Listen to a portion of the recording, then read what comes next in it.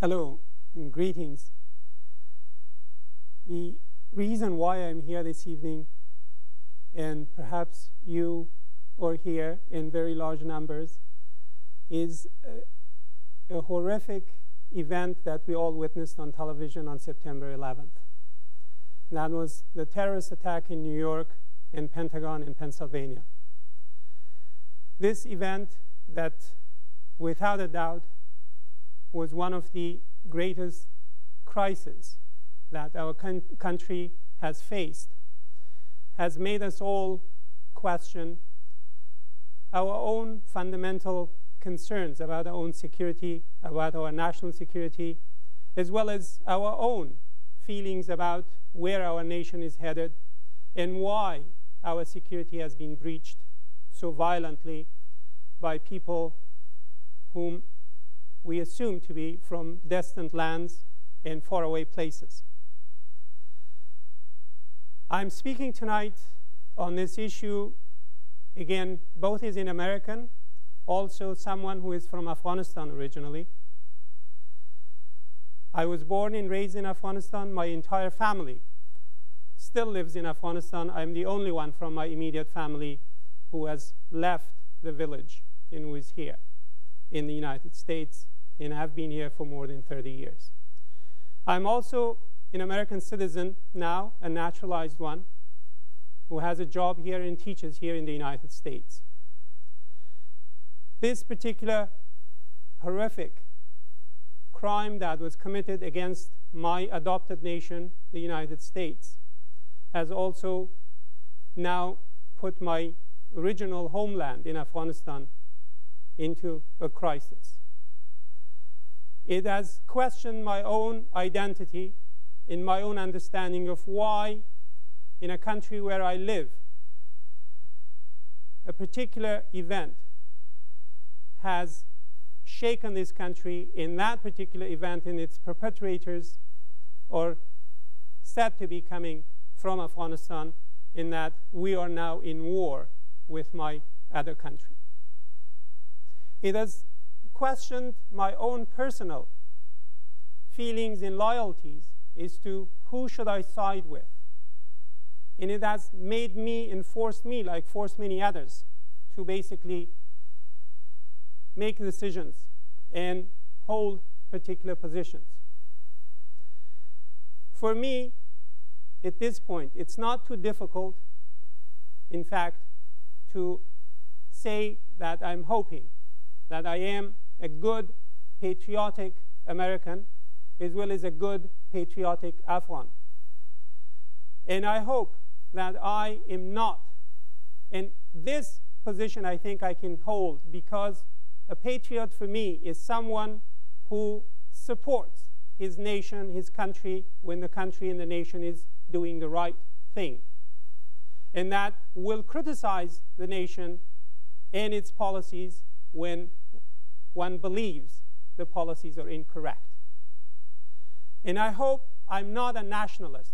I cannot be actually a nationalist at this moment and hold my position both as an American and as an Afghan.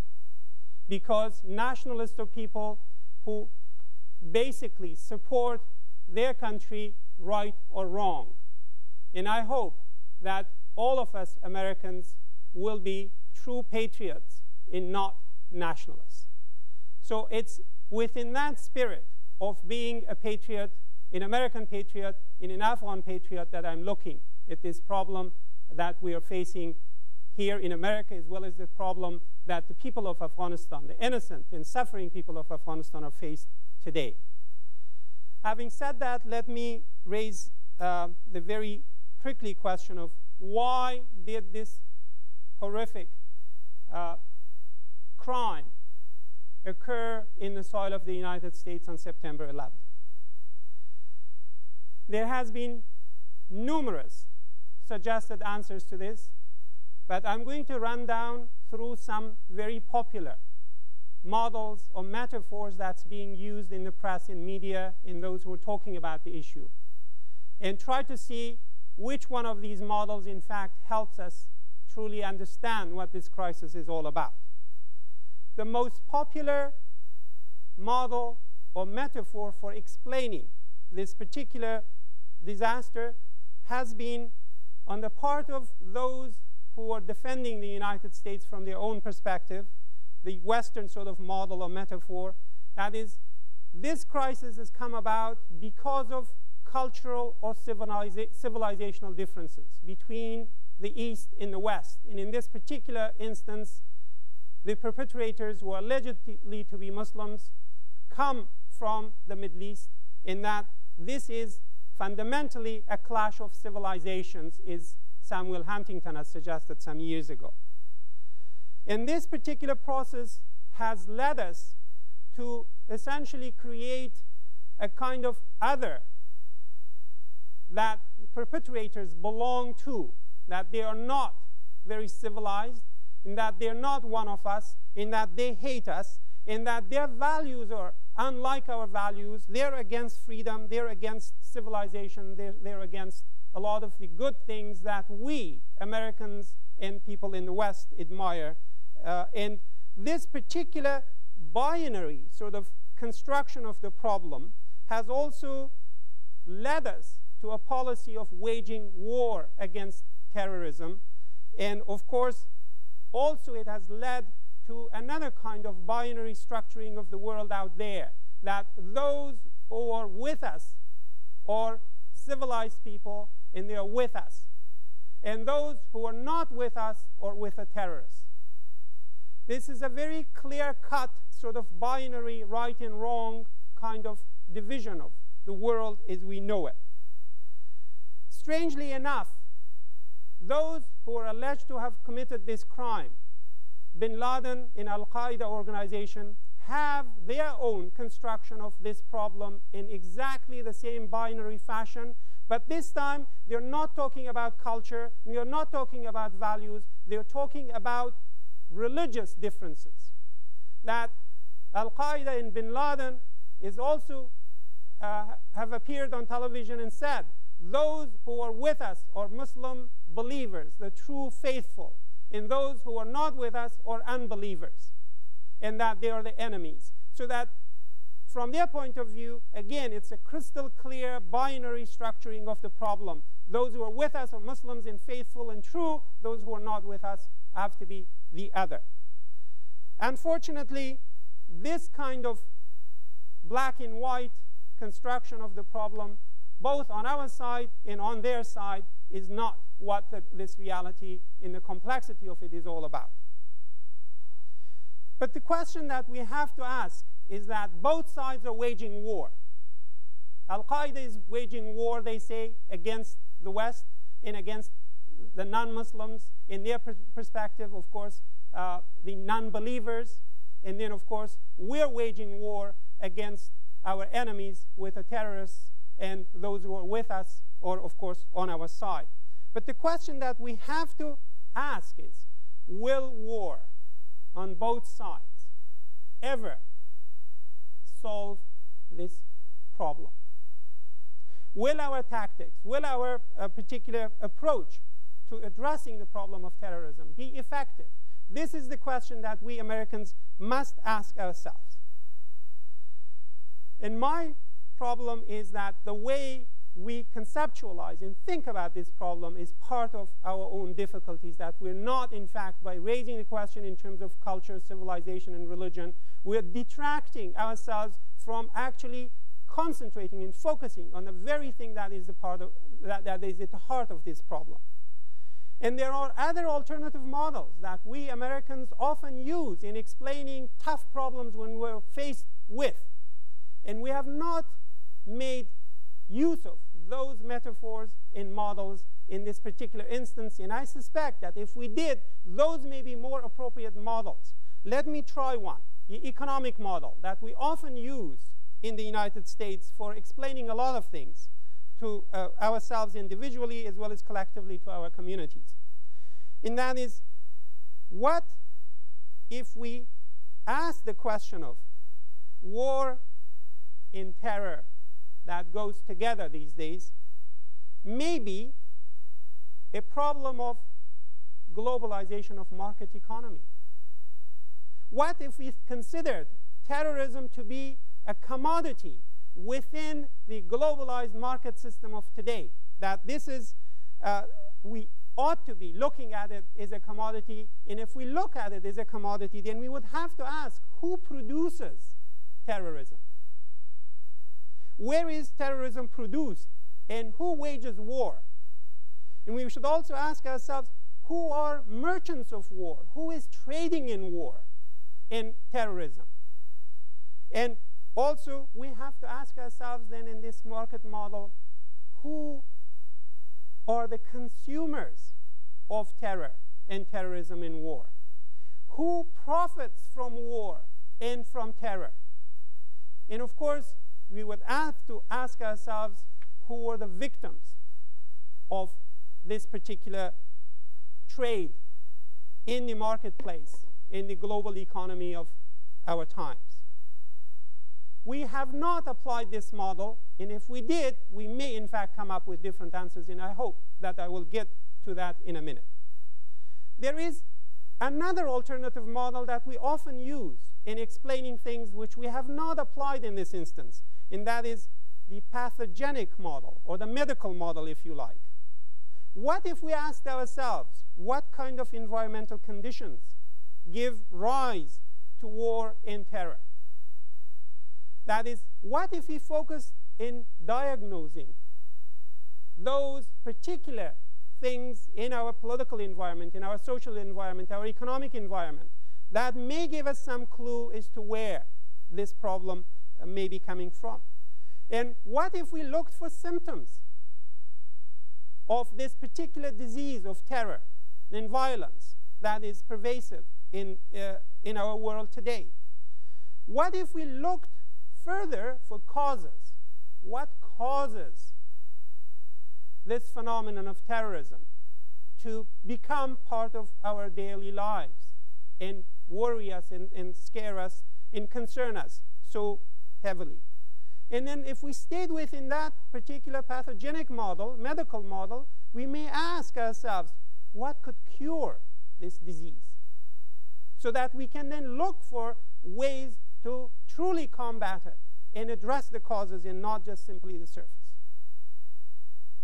And if we raise this question, we would have to ask ourselves, would the cure that is being administered today in Afghanistan, the war against terror, will in fact be effective and eradicate this disease and this plight of terrorism, a blight of terrorism? This is a very important issue that we have to keep in our the back of our minds. The last, but not the least, and perhaps the most important and critical model that we're not squarely facing in explaining this problem is the political model. That is, terrorism is fundamentally a political problem. It's fundamentally also associated with the institution of state, and particularly with the institution of nation state that came out of European history a couple of hundred years ago. And Western colonial powers introduced that institution to the rest of the world. And it's very curious also to look at the first 150 years that Europeans actually fought wars with one another because of this conception of nation state in European history. And then they drew the European map, more or less the way we see after two more world wars, World War I and World War II. And that it's that model, particularly the late 19th century model of it, that was introduced to the rest of the world, that may be, in fact, at the very core of the problem of terrorism today, and has been also the cause of many wars over the last century that we all have memories of those. Having said that, let me now turn to Afghanistan and see if we can apply these models, particularly the political model, and keep in mind the pathogenic model as well as the economic model, to see why Afghanistan has become now the major source of problem of global terror. We have to ask ourselves, is the rise of Taliban movement in Afghanistan is a contemporary phenomena unique to that country or in the world? How is this prolonged 2 decades long conflict in Afghanistan explained or explainable? Why this country in an endless war? And why and how did Afghanistan become a safe haven for global terrorists? If we try to answer this question, as often it is, in terms of the usual suspect analytical models, such as Islamic fundamentalism is the cause or can explain all of these questions that I've raised about the situation in Afghanistan. That it's basically Islamic fundamentalism, and if we did that, that the Taliban are a bunch of Islamic fundamentalists, and Islamic fundamentalism is extremist, and it is enemy of the West, and so forth, all that sort of the civilizational model of Huntington and others that are brought into bear in this. But the trouble with that one is that we may have ignored, but people of Afghanistan know that bin Laden and many terrorist groups in Afghanistan for the last 6 years have killed tens of thousands of Muslim Afghans. So where is the clash of civilization? They have killed more Muslims in a Muslim country, in a country that's 99.9% Muslim. They have been killing, massacring, and abusing Muslims. Not Christians, not non-Muslims, but Muslims. So where do we see the clash there? There is no clash. And the victims, of course, in the United States also included many hundreds of Muslims. So there is no acceptable explanation in attempting to basically say that it is the problem of Muslim fundamentalism. The other, basically, way of sort of explaining this away has been that the groups who are operating in Afghanistan or out of Afghanistan in attacking us are basically against freedom, liberty, civilization, and so forth, that people like Daniel Pipes is also on television often saying that. These people basically are against civilization, against freedom, and against all of that, and that cannot be bought. Simply, they also may have the very values that we think they don't have, that they may be thinking also from their own point of view, fighting for their own freedom, for their own liberty, that they think someone else may have stepped on those freedoms and those liberties, and not basically or fundamentally that they are against freedom as such. We have to ask ourselves, do they have causes of some kind? I mean, sometimes violence hides the very cause for which people are trying to fight for. It distracts and detracts from the real causes. But we have to ask, is university teachers or is thinking people, that there has to be something more. What motivates these people to strap themselves, strap bombs on themselves and go and commit suicide or turn an airplane into a weapon of death and destruction? What could do this? Is it really, are these people really fundamentalists in a religious sense, or are they simply extremists and militants? My answer to that is anyone who commits this kind of act cannot be truly a fundamentalist anything in religious terms. Fundamentalist Christian, Buddhist, Muslim, or anybody, because suicide and acts of homicide and so forth are forbidden by all religions, particularly Islam. So that we cannot see these people as individuals who have a religious commitment or in a way that is true to the principles of their own religion. So we have to separate fundamentalists who are actually believers. That is, their politics is defined by their religion, by their faith, not their religion defined by their politics. These are people who have a political agenda. and they make use of their religion. In fact, their religion is defined in terms of achieving their political agenda. And they pick and choose particular elements in their religion to justify what they do politically. And if we come back to the question of Afghanistan and try to basically ferret out some answers, we will see that the conflict in Afghanistan began in 1978 with the communist coup that was inspired by the Soviet Union at the time, and then eventually Soviet occupation of Afghanistan in 1979 on behalf of Communist Party. But in fact, the heart of the problem, the very cause of the problem, goes back at least 1 century earlier, when the institution of modern Afghan nation state was put together. And that began in 1880 with a British-Indian war against Afghanistan that had begun in 1978, and by 1878, and by 1880, the country was in a state of utter disarray, and that opposition to British was extremely strong. And it's at that point that Britain tried to create an Afghan nation state, and they picked its leader, one of the warring princes of that time, from a particular ethnic group, the Pashtun clan, a clan of the Pashtun ethnic group, Amir Abdurrahman. And they put together basically a country that we see on the map today. And let me tell you that between 1880 and 1901, when this Amir Abdurrahman was the ruler of Afghanistan, the entire map, the entire boundaries of Afghanistan were drawn.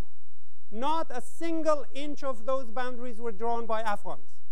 They were drawn by British India in Tsarist Russia.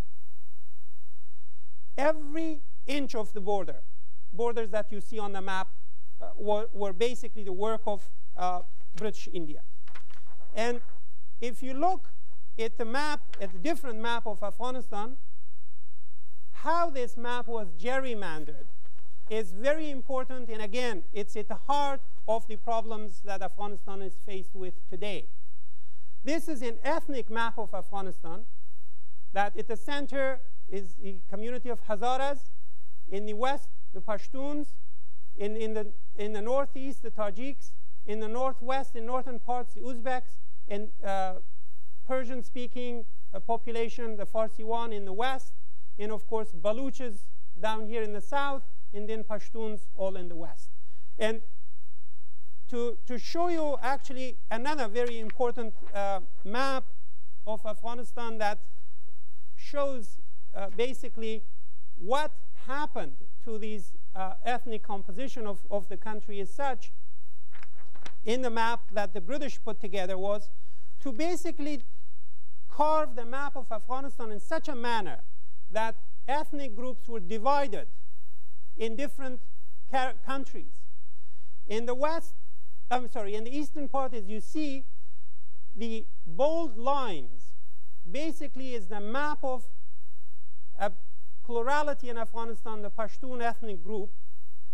And you can see the map running basically right down the middle of this community, leaving a large part of the Pashtuns, in not territory-wise, population-wise, in what used to be British India and became now Pakistan.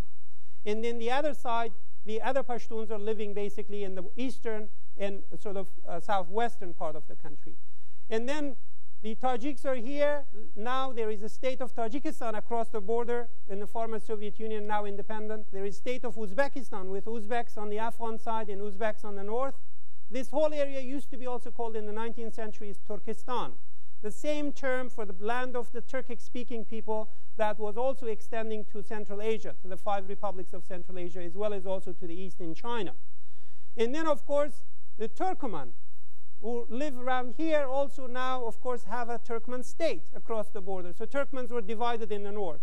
And then the west, the Persian-speaking population, or the same population, is on the other side of the border with Iran.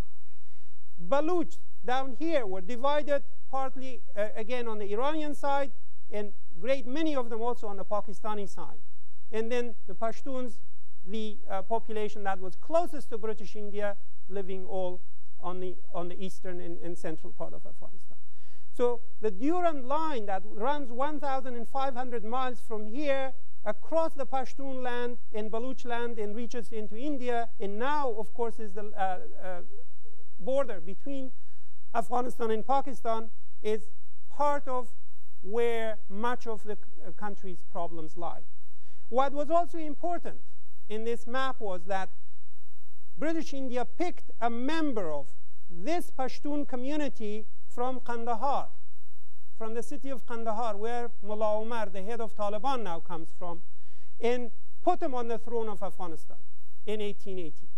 Gave him money, gave him weapons, and essentially ordered him to build up a nation that he built in his own image, that he used basically the military weaponry that was in his hand to subdue all other ethnic groups, including the Pashtun tribes who did not belong to his particular clan in his particular tribal section, and decimated the leadership of the local Pashtun communities, decimated basically the Hazara Shi'i community in central part of Afghanistan, decimated the Tajiks, the Uzbek, the Turkmen, and every other ethnic group's local leaders, and imposed a strong centralized government in the country, and began to actually physically move people, Pashtun people, from southern Afghanistan, from eastern Afghanistan, into northern and western Afghanistan,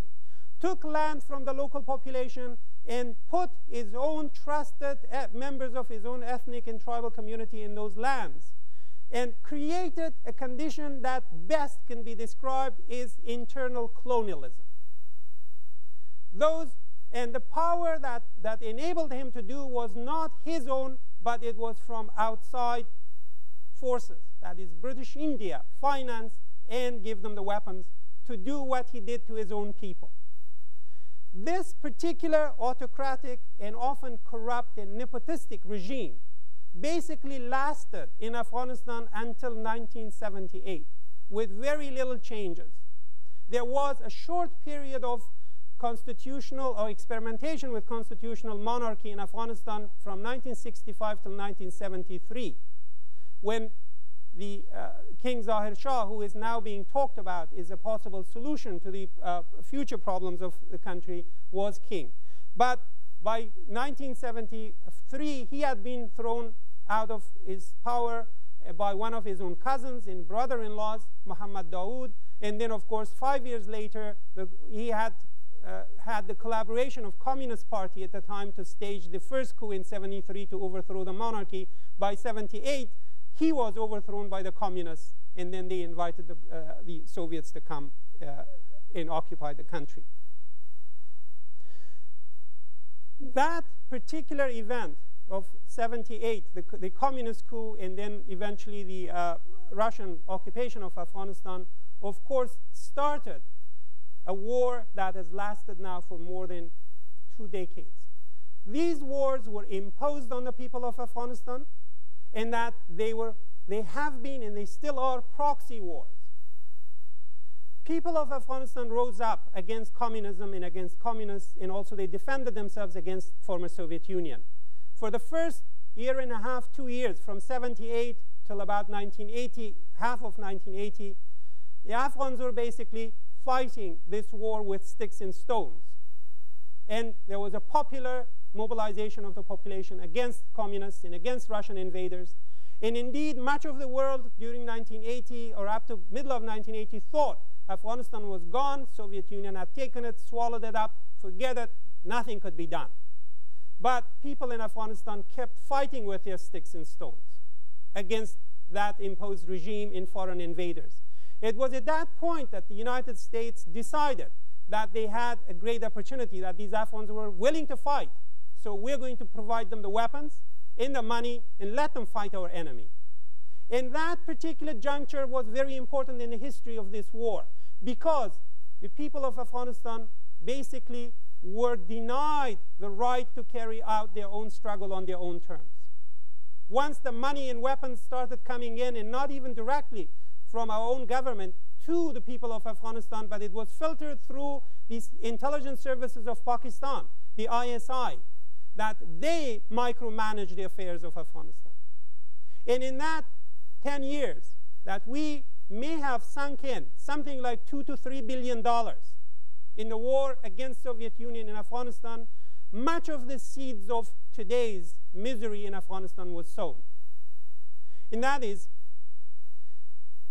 during those 10 years, Pakistan basically micromanaged the war on behalf of the United States and many other Arab countries who also pulled in a lot of money. It was during those years that the so-called Afghan Arabs came to fight along with the people of Afghanistan. In that it was during that time that bin Laden first appeared in Afghanistan, in that he was encouraged to recruit Arabs and Muslims from all over the world to go and fight in that war. And we didn't care about the consequences of that. Pakistan was against the possibility of creating a united resistance group in Afghanistan against the war.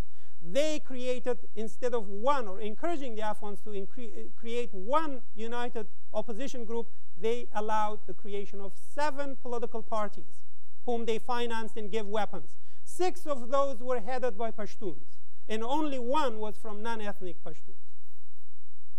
And they also, the war also produced huge displacements of population. More than 5.2 million people from Afghanistan left the country during those 10 years of war, 1980s. 3.2 million of them were in Pakistan, 2 million were in Iran.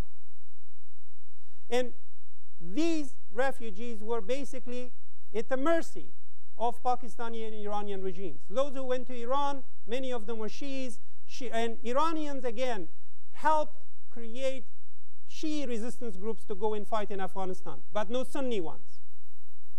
And they also did not allow them or encourage them to unite, but they fragmented them into 10, 15 parties that were all Shia who were also fighting.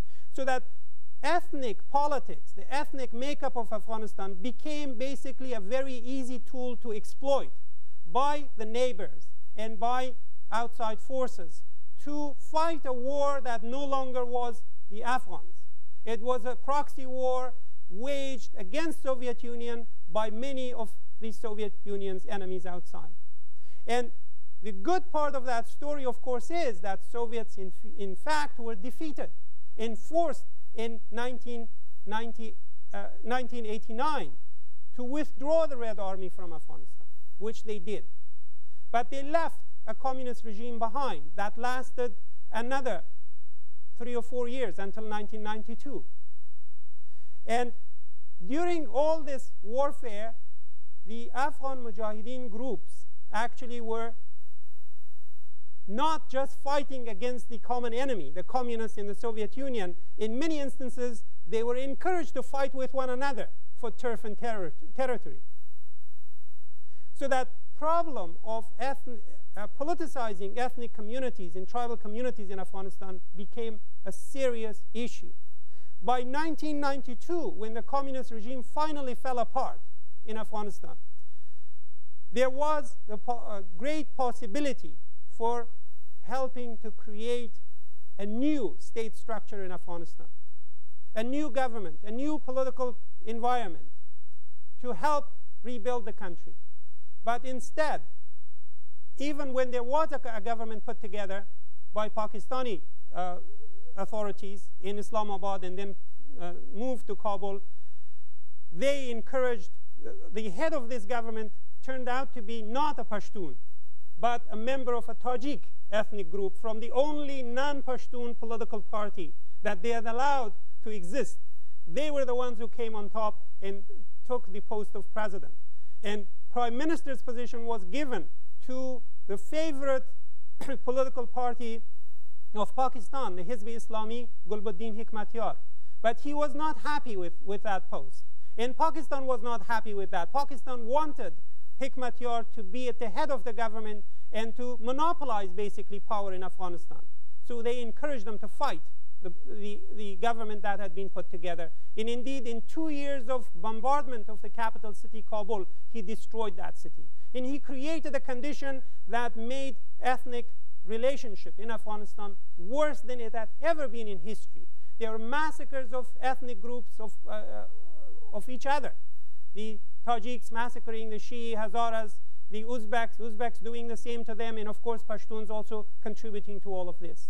But what's also important is during this period, there was a semblance of local structures developing in other parts of the country in Afghanistan, that different ethnic groups actually had managed to create coalitions in other parts of the country to bring about peace and order. In the West, the Tajiks, under the leadership of General Ismail Khan, had brought several provinces together under a single command, disarmed people, there was law and order there. General Dostum, the Uzbek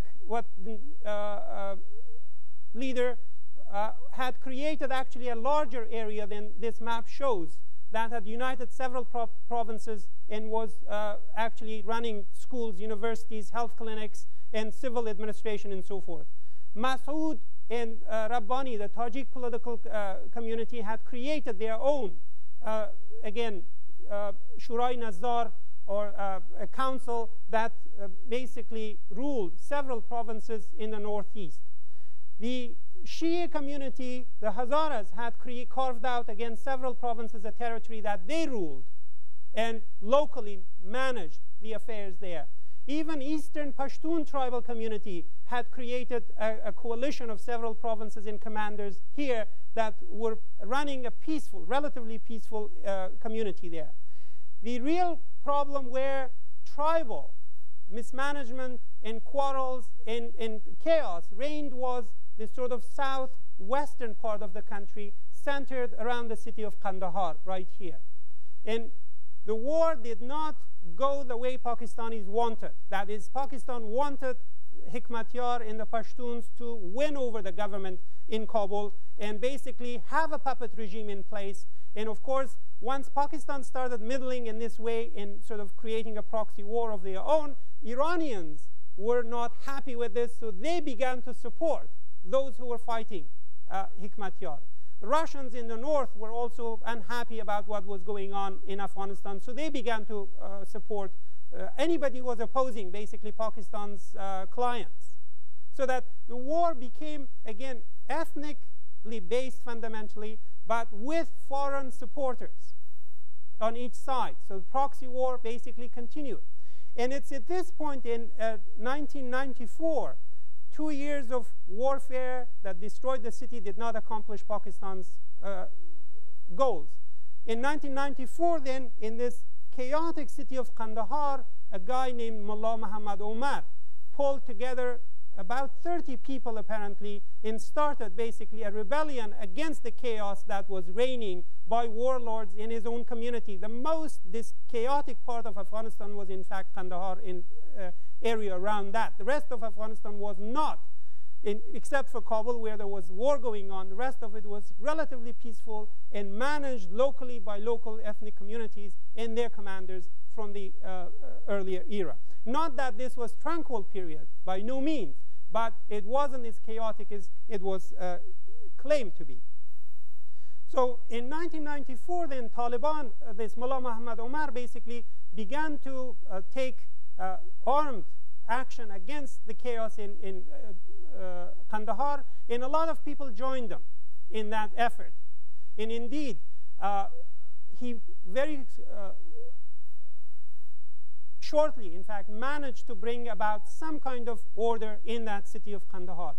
Pakistan's intelligence service immediately adopted him and gave the name Taliban to them, and then began to give them weapons, began to give them money, and began to encourage them basically to fight. And soon they bought out basically majority of the Pashtun commanders who had earlier had either independent structure of their own locally, so that very soon, starting from here, from Kandahar, he basically managed to get by a lot of commanders without fighting. All the Pashtuns saw a potential for the Pashtuns to come back to power. They sided with him. They accepted his rulership. And once this was done, then they also wanted to essentially create a sort of a zone of peace on the west side, because at this time Conoco, one of our own multinational oil corporations, had negotiated an agreement with Turkmenistan to put a pipeline through this western part of Afghanistan into Pakistani ports in the Indian Ocean. And that was another incentive for encouraging the Taliban Pashtuns to basically attack western part of the country where Ismail Khan, the ruler of western part of Afghanistan, was ruling. And they took his territory in 1995. And then the war basically was carried into northern part, into central part, and much of the massacres continued. And this was done again with Pakistan's middling. And in 1995, Pakistan also managed to broker the return of Osama bin Laden, who had gone back after Soviet had withdrawn to Saudi Arabia. And during the Gulf War, he actually was mobilizing opposition against the war in Saudi Arabia. And at that point, Saudi Arabia had kicked him out of Saudi Arabia and taken his citizenship away, and he had taken refuge in Sudan and had been in Sudan, and he was by 1995 being forced out of Sudan. So Pakistan's inter-service intelligence essentially brokered the return of Osama bin Laden from Sudan through Pakistan into Afghanistan, where he was given safe haven. And then, of course, when Taliban was adopted by Pakistan, then they handed him over to Taliban. But eventually, he came to be the sort of brainchild behind the Taliban movement, Taliban political strategist, Taliban military strategist. And he, of course, made use of his huge largesse in funding this, and also not only funding that, but funding the production of opium, the refinement of opium, the heroin trade, and many other possibilities, of course, were there, and invited, in fact, Chechen rebels from Chechnya, the Kashmiris, and Afghanistan essentially came to be basically under these circumstances and under the auspices of Pakistani intelligence service, essentially the terror Inc., the global terror Inc., indeed came to existence because of these particular efforts of Pakistan and its involvement. And I should say also, the war, of course, in the rest of the country, the non-Pashtun ethnic groups have been fighting, has been really to try to maintain their local autonomy. And they're not fighting for territory against Pashtuns.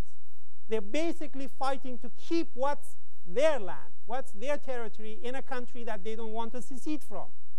So to take a war to other areas of the country and to reconquer and resubjugate other ethnic groups is obviously unacceptable because these ethnic groups actually fought and liberated themselves against Soviet Union, against communist regime.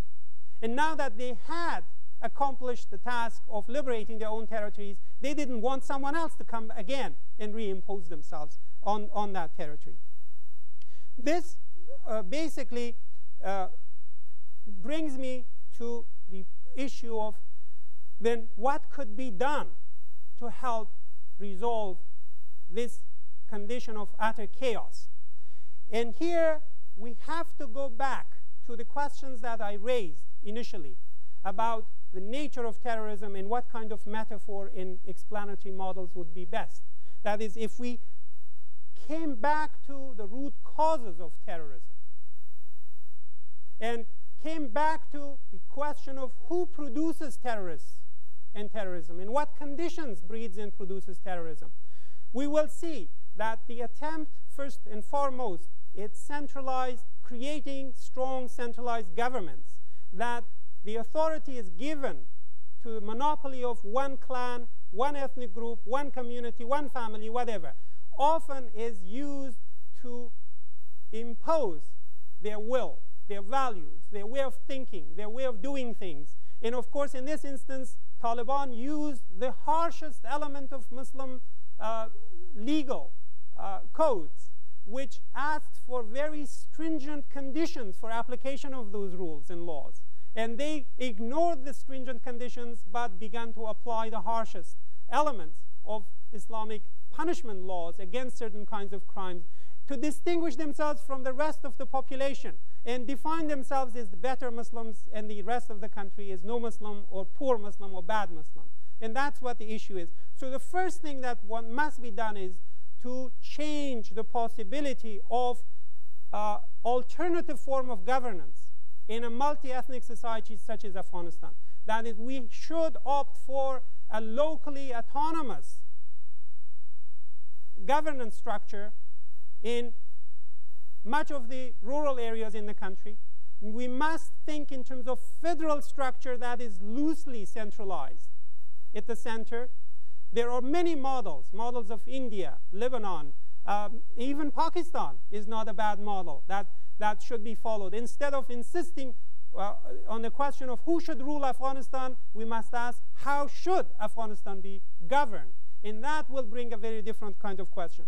The other thing that we as Americans must face up to, and that is the cause of terrorism today in the world, is particular kind of autocratic and centralized, strong governments that are corrupt in much of the world, third world, particularly in the Muslim world, that our government, the United States government, has been behind them in supporting them.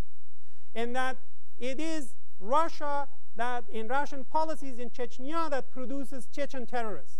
It's India's policies against the occupation of Kashmir that produces Kashmiri terrorists. It's Israeli occupation of Palestine that produces Palestinian terrorists.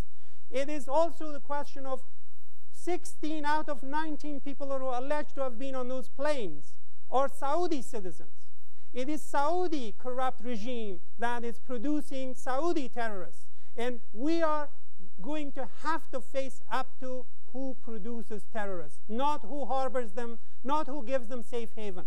If we eliminated Taliban today and Bin Laden and all the other terrorist networks today in the world, we're not going to be ridding this problem, because we're not facing up to the political reality of terrorism is a political problem that has deep roots in that we're involved in supporting regimes that are producing terrorists again and again and again. So we have to face up to our own responsibilities. We must ask our government to take this grand opportunity to do the right thing in Afghanistan, that is, Afghanistan people who are in need of help today to get rid of terrorism and terrorists.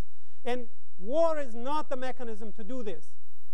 Certainly not American war in Afghanistan is the proper way of going about this.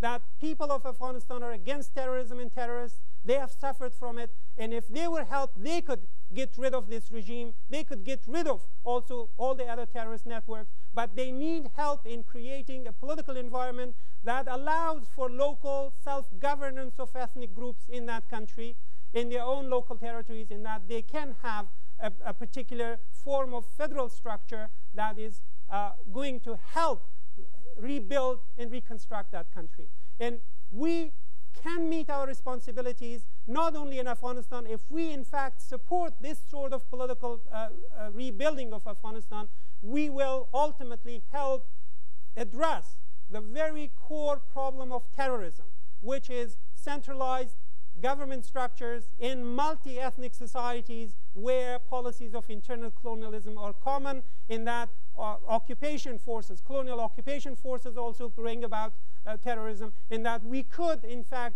wipe out terrorism at the root cause of it, not the symptoms, as we are now attempting to do. And I appreciate you listening, and thank you very, very much for your attention.